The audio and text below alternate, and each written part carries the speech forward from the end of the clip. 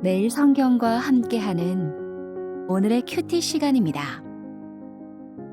6월 29일 오늘의 말씀은 고린도전서 16장 1절에서 12절입니다.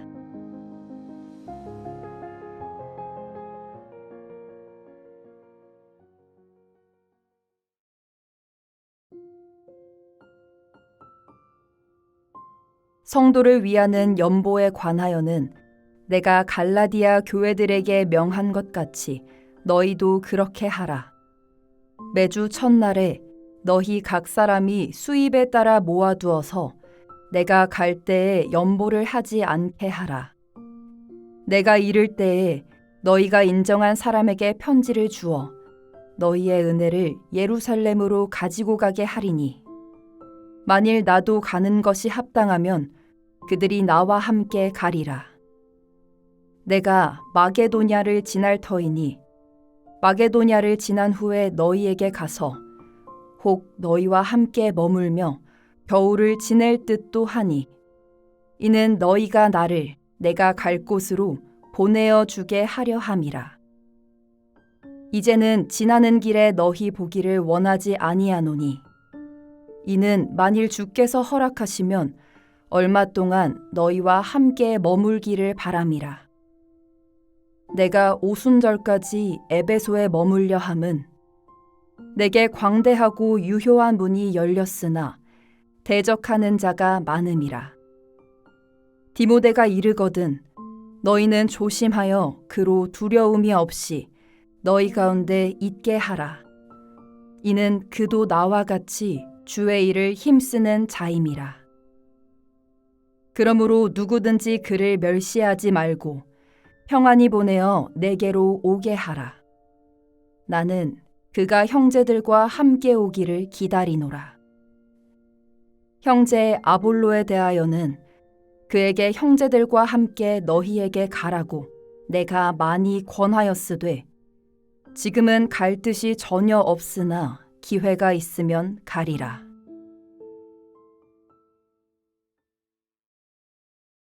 오늘 함께 읽고 나눌 말씀은 고린도전서 16장 1절부터 12절까지 말씀입니다. 사도 바울은 1장에서 15장까지 고린도 교회의 문제를 다 다룬 후 이제부터 부탁과 방문 계획에 대해서 설명합니다.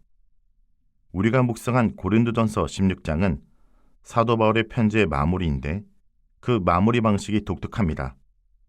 직전 장인 15장까지는 바울이 부활의 소망을 노래했습니다. 성도의 승리와 사망을 삼키는 생명, 썩지 않는 영광을 선포하며 성도들에게 신학적이고 영적인 메시지를 던졌습니다. 그런데 16장 1절로 넘어오는 순간 분위기는 급변합니다. 사도 바울은 갑자기 성도들을 위하는 연보, 헌금에 대해서 이야기를 시작합니다.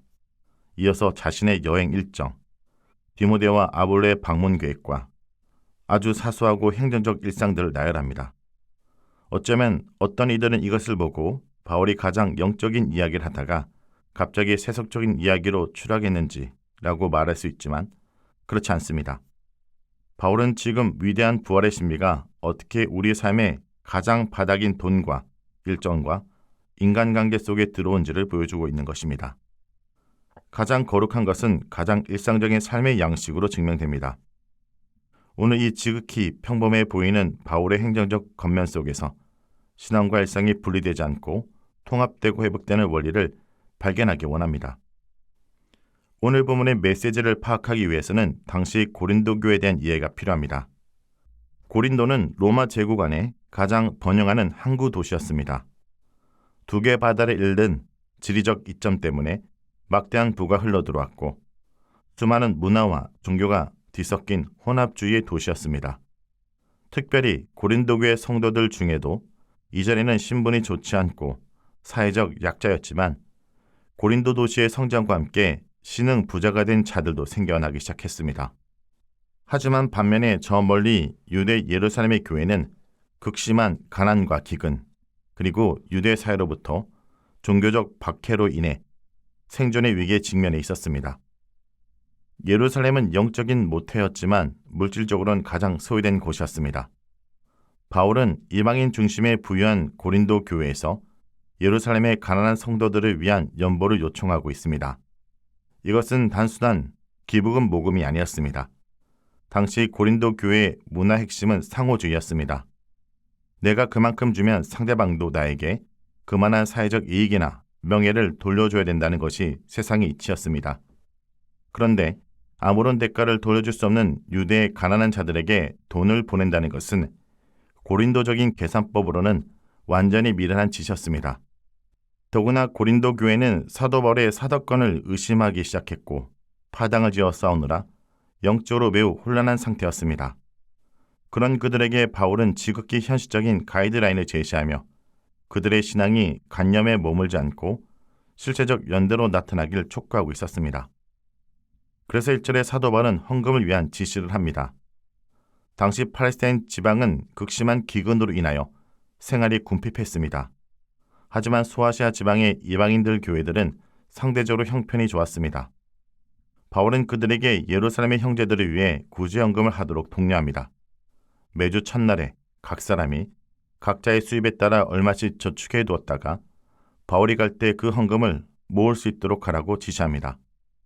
매주 첫날은 안식 후 첫날을 가리키는 것인데 이날은 특히 그리스도께서 부활하신 날이므로 초대교회 성도들이 이날 모여 예배와 성찬을 드렸습니다. 바울은 고린도교의 헌금을 가리켜 너희의 은혜라고 말합니다. 이것은 너희가 예루살렘의 교회에 베푼 은혜라는 뜻이지만 동시에 너희가 받은 은혜라는 뜻으로 이해할 수도 있습니다.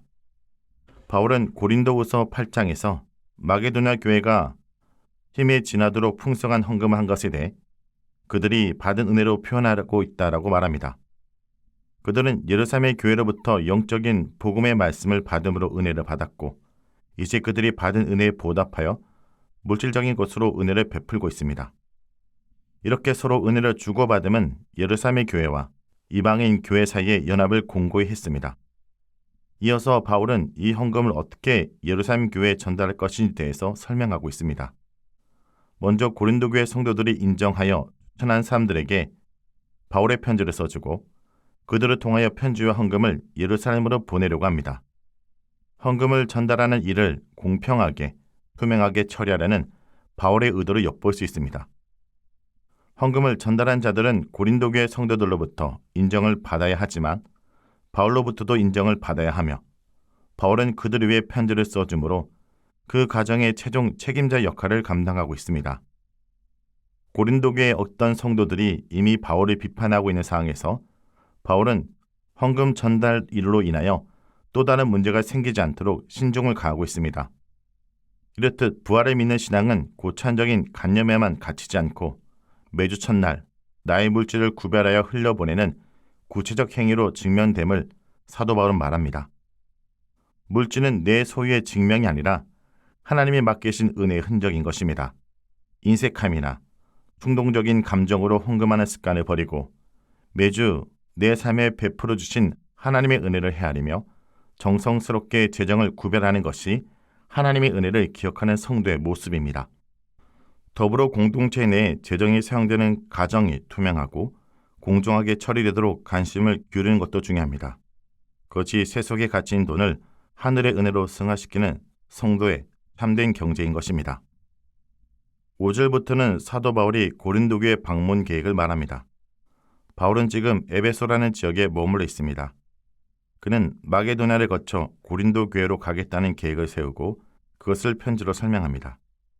그런데 6절과 7절을 읽어보면 독특한 표현이 등장합니다. 혹 너희와 함께 머물며 겨울을 지낼 듯도 하니 만일 주께서 허락하시면 얼마 동안 함께 머물기를 바라노라. 위대한 전도자이자 수많은 교회를 세운 영적 거인인 바울도 자신의 앞날을 완벽하게 알지 못했습니다.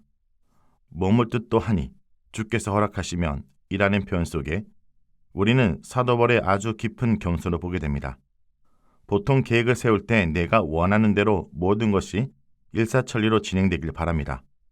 내가 원하는 대학, 내가 원하는 진로, 내가 원하는 스케줄대로 인생이 흘러가지 않으면 불안해하고 절망합니다. 하지만 사도 바울은 철저하게 하나님의 주권을 신뢰했습니다. 내 뜻대로 계획이 바뀌어도 그것이 하나님의 더 크고 선하신 계획의 일부임을 믿었던 것입니다.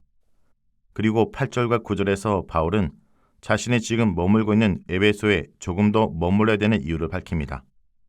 내가 오순절까지 에베소에 머물러 함은 내게 강대하고 유한 계획이 열렸으나 대적한 자들이 많음이라.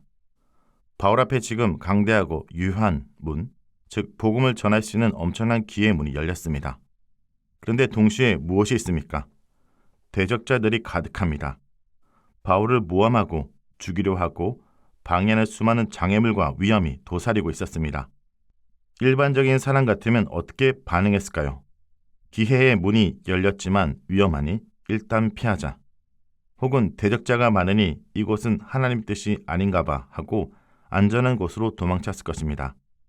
하지만 바울은 도망치지 않고 오히려 에베소에 더 머물겠다 선언합니다. 바울에게 인생의 목적이 자신의 안전이나 성공이 아니었기 때문입니다. 그의 목적은 오직 하나, 하나님의 영광이었습니다. 대적자가 많다라는 것은 역설적으로 그곳에 복음의 능력이 가장 치열하게 일어나고 있다는 증거였습니다. 성도 여러분, 우리는 흔히 하나님의 길이 열렸다라는 것을 사방의 장애물이 사라지고 평탄대로가 열리는 상태로만 착각합니다. 그러나 복음의 문이 열려지게 되는 곳에는 언제나 어둠의 영적 저항과 대적자들의 방해가 공존합니다.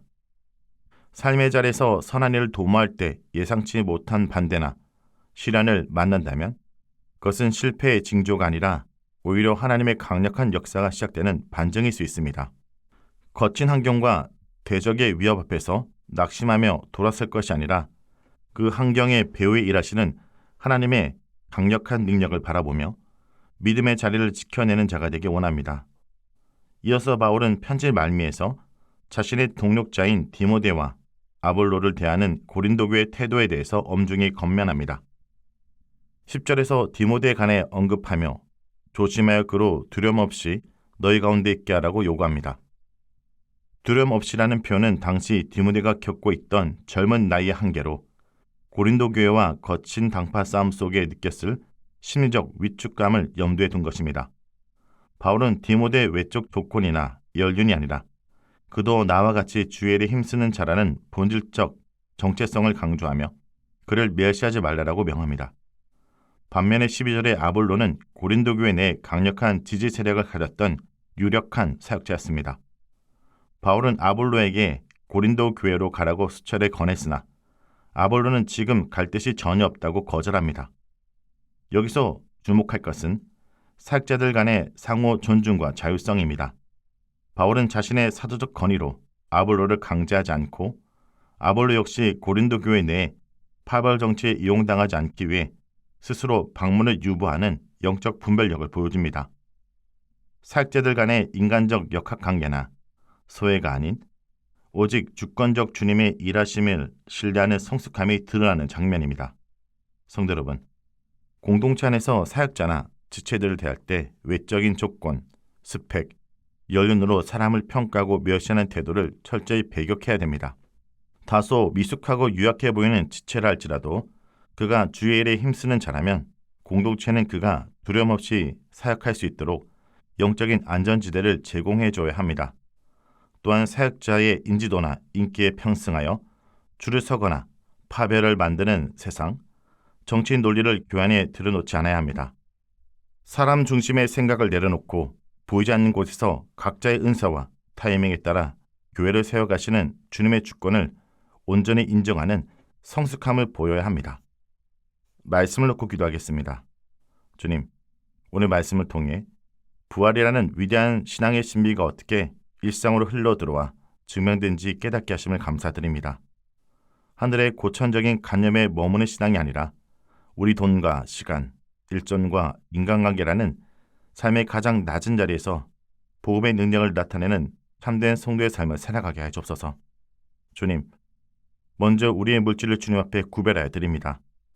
저희가 가진 물질이 내 소유의 증명이 아니라 오직 하나님이 맡기신 은혜의 흔적임을 고백합니다. 인색함이나 충동적인 감정으로 행하는 세속의 계산법을 버리게 하시고 매주 내 삶에 베풀어 주신 은혜를 기억하며 정석권, 재정을 구별하여 흘려보내는 거룩한 성도가 되게 하여 주옵소서. 주님, 우리 인생의 계획을 철저히 주님의 주권 앞에 내려놓기 원합니다. 사도 바울이 주께 허락하시면 이라는 깊은 겸손으로 걸어갔던 것처럼 내 뜻과 내 스케줄대로 인생이 흘러가지 않는다여 불안해하거나 절망하지 않게 하여 주옵소서. 내 계획이 바뀌고 어그러지는 그 순간에도 그것이 하나님의 더 크고 선하신 계획의 일부임을 믿음으로 고백하게 하여 주옵소서. 복음의 문이 열리는 곳에 언제나 대적자와 어둠의 저항이 공존함을 기억합니다.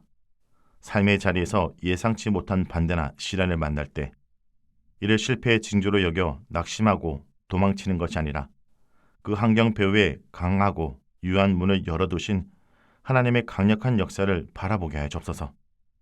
주님, 우리 공동체가 외적인 조건이나 세상의 정치 논리로 움직이지 않기를 간절히 기도합니다. 지체들을 대할 때 나이나 스펙, 연륜으로 평가하며 멸시하는 태도를 철저히 배격하게 하여 주옵소서. 다소 미숙하고 유약해 보이는 지체라 할지라도 주를 위해 힘쓰는 자라면 누구나 교회 안에서 두려움 없이 사역하고 머물 수 있도록 따뜻한 영적 안전지대를 만들어가는 우리가 되게 하여 주옵소서. 사람의 인지도나 인기에 편승하여 파벌을 만드는 어리석음을 내려놓고 보이지 않는 곳에서 각자의 은사와 타이밍을 따라 교회를 친히 세워가시는 주님의 주권만을 온전히 신뢰하게 하여 주옵소서. 예수 그리스도의 이름으로 기도합니다. 아멘.